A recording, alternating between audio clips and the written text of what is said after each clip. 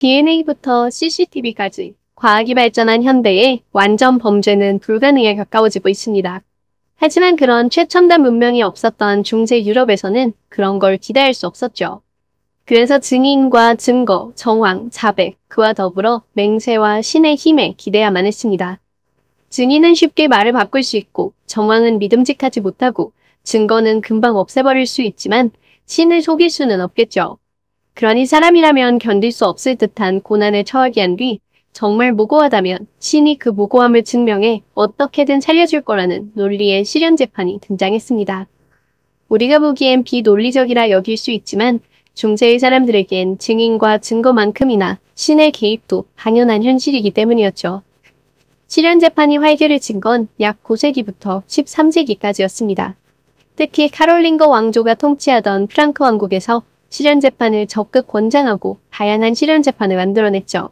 실현 재판을 할 때는 다른 거 다 치우고 실현 재판만 하는 것이 아니라 증거도 보고 증인도 나오고 신 앞에서 진심으로 자신의 말에 거짓이 없음을 알리는 맹세와 함께 실현 재판이 이루어졌습니다. 맹세에 그까짓 거 거짓말하면 되잖아 싶을 수 있지만 모두가 같은 신을 믿었던 이 시대에는 신의 이름을 걸고 거짓을 말했다간 지옥행 특급열차라 굳게 믿었기에 맹세를 무겁게 받아들였습니다. 게다가 이걸 치르다 죽은 사람은 말이 없고 어쩌다 살아남은 사람은 무죄 선고에 불만이 없었으므로 대중에게 실현 재판은 신의 뜻이라고 받아들여졌죠. 그럼 실현 재판에는 어떤 종류가 있었을까요? 고대 메소포타미아 문명에도 기록된 물의 재판입니다. 보통 실현 재판은 증거도 증인도 부족한 사건의 경우 많이 쓰였는데 이는 자연은 신의 영역이므로 죄인은 자연에게 거부당할 것이며 신이 재판관이자 증인으로서 판결할 거란 논리 때문이었습니다. 물의 재판의 첫 번째 종류는 끓는 물의 재판이었습니다. 끓는 물의 재판과 관련해서는 6세기경 투르의 그레고리 주교가 남긴 이야기가 전해져 내려옵니다. 신빙성이 좀 떨어지긴 하지만 흥미로운 이야기니 들어볼게요. 어느 날 카톨릭의 부제와 이교도 사제가 종교적 차이로 다투고 있었습니다. 이들은 둘 중 누구의 말이 맞는지 신의 뜻에 맡기자며 끓는 물의 재판을 하기로 했죠. 커다란 솥에 담긴 물이 펄펄 끓는 가운데 맨손으로 다치지 않고 솥 바닥에 놓인 반지를 꺼내야만 했습니다. 상상만 해도 끔찍하죠. 카톨릭의 부제가 먼저 하기로 해 앞으로 나섰는데 손을 물에 넣기 직전 자세히 보니 손과 팔에 마법 연고를 가득 발랐으니 발각되었습니다.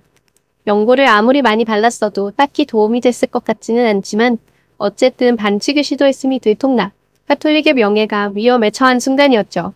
그 순간 한 낯선이가 자신이 대신하겠다고 앞으로 나섰습니다. 이름을 히아신스라고 밝힌 낯선이는 펄펄 끓는 물에 손을 풍덩 집어넣었습니다.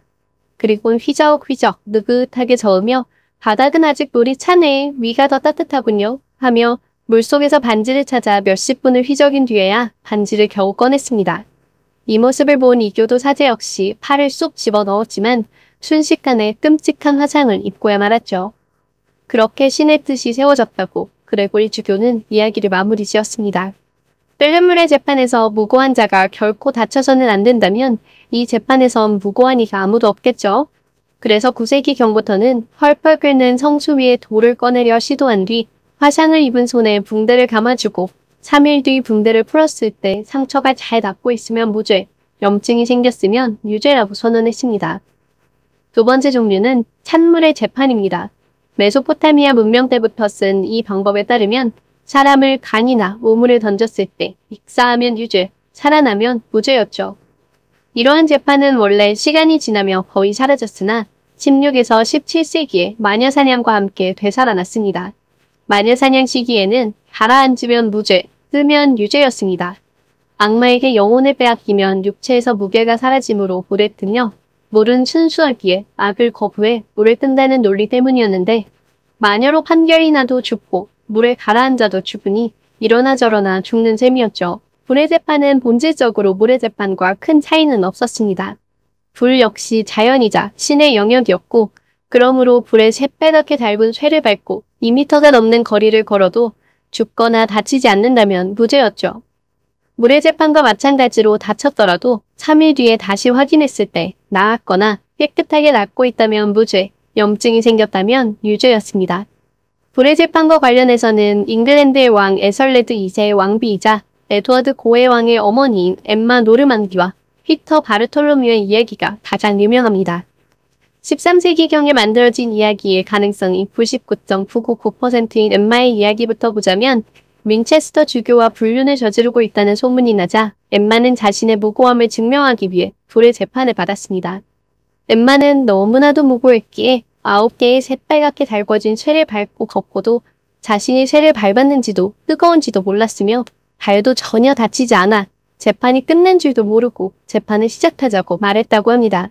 그런 반면 엠마처럼 운이 좋지 못했던 평민 피터 바르톨로뮤는 1098년 제1차 십자군 전쟁에 나갔습니다.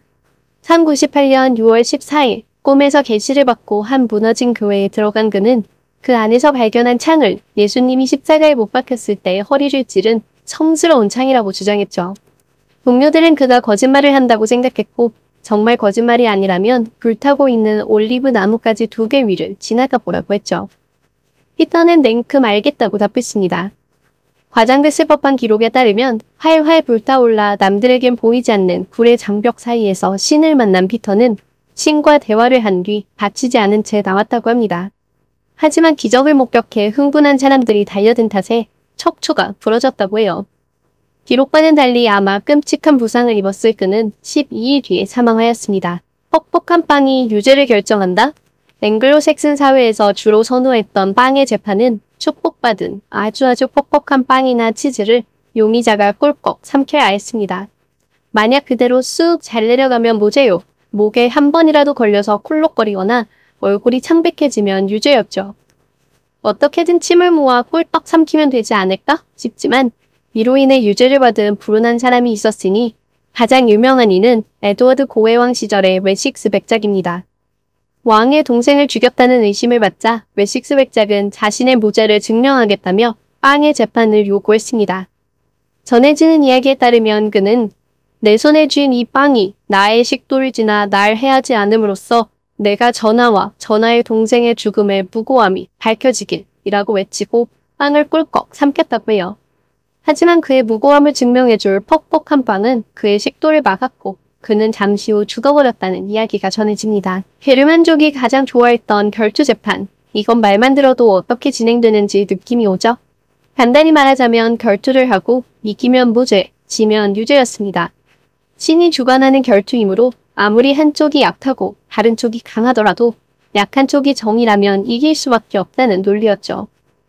세월이 흐를수록 미신이나 마찬가지란 이유로 교회 측에선 이를 반대했고 재판에도 참석하지 않았지만 워낙 극적이기도 하고 구경하는 재미도 있다 보니 결투 재판은 계속 이어졌습니다. 결투의 권리는 자유민의 상징이기도 했으므로 결투를 통해 권리와 명예를 지키고자 했던 상류층에서 자주 일어났죠.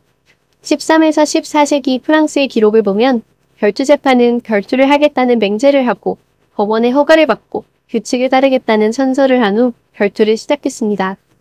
영화나 드라마 등에 보면 다음 주 해 뜰 때 어쩌고저쩌고 들판에서 만나자 라고 하는데 실제로도 만나기 전 시간을 가졌습니다. 독일 남부지방에서는 4에서 6주 정도가 일반적이었죠. 시간을 갖는 이유는 결투로 인해 죽을 수도 있으니 주변을 정리하기 위함이었습니다. 결투는 보통 해가 뜰 때 또는 저무에 시작해 해가 질 때 끝냈으며 아무리 기다려도 상대가 나타나지 않는다면 그는 유죄로 선포되었습니다. 무죄를 받기 위해선 이기거나 해가 질 때까지 지지 않고 버텨야 했죠. 보통 결투라고 하면 숙녀의 명예를 위해 내가 싸우겠소 라는 장면을 떠올리는 분들이 많으실 텐데요. 실제로 630년경 롬바르드 왕국의 왕비 군데베르가와 관련된 결투 재판이 그러했습니다. 상냥하고 신실하며 자비로운 왕비였다는 군데베르가가 왕을 죽이고 다른 남자를 취하려 했다는 고발이 들어오자 남편인 왕은 아내를 감옥에 넣어버렸습니다. 군데베르가는 거기서 3년을 갇혀 살아야만 했죠. 왕비의 친척인 프랑크 왕국의 왕 클로타리우스 2세는 군데베르가를 풀어달라 요청하는 대사를 보냈지만 풀어주는 데는 실패하고 대신 결투재판을 치를 수는 있다는 답을 받았습니다. 결투재판의 규칙상 여성이 직접 싸울 수는 없었으므로 그녀의 명예를 수호할 전사가 앞으로 나서 왕비를 고발한 자와 결투를 벌였죠. 고발자가 결투에서 패해 사망하며 군데베르가는 명예를 회복하고 왕비 자리로 돌아갈 수 있었습니다. 결투 재판을 통해 정의가 힘의 차이를 무시하고 이기는 경우는 사실 잘 없었으므로 미신인데다 괜히 무고한 사람만 죽어나갈 수 있다는 이유로 결주재판은 곧 여러 나라에서 금지되었습니다. 하지만 영국의 경우에는 이후 계속 법에 살아남아 무려 19세기에도 살인사건의 용의자가 결주재판을 하겠다고 주장하기도 했죠. 중세 유럽에서 벌어진 가장 대표적인 실현재판들을 알아보았습니다. 이런 재판은 800년경부터 크게 퍼졌지만 그와 더불어 비판도 점차 거세졌죠. 1215년 제4차 라테란 공의회에서 실현재판의 성직자의 참석을 금지하면서 대부분의 실현재판은 천천히 역사 속으로 사라져버렸답니다. 아예 사라진 건 아니고 드문드문 어쩔 때는 자주 다시 등장하고는 했지만요. 그렇게 실현재판이 빠진 자리는 다른 제도가 채웠습니다. 1219년경부터 영국과 다른 몇몇 나라에서는 배심원 제도가 등장했지만 가장 강력하고도 오래간 방식은 다름 아닌 고문이었습니다. 신의 개입이 막혀버렸으니 사건을 끝내기 위해선 자백이 꼭 필요했고 자백을 받아내는데 고문만큼 효율적인 것도 없어 보였으니까요. 사건 수사 과정에서 고문과 폭행이 사라지기 시작한 건 사실 얼마 되지 않았죠.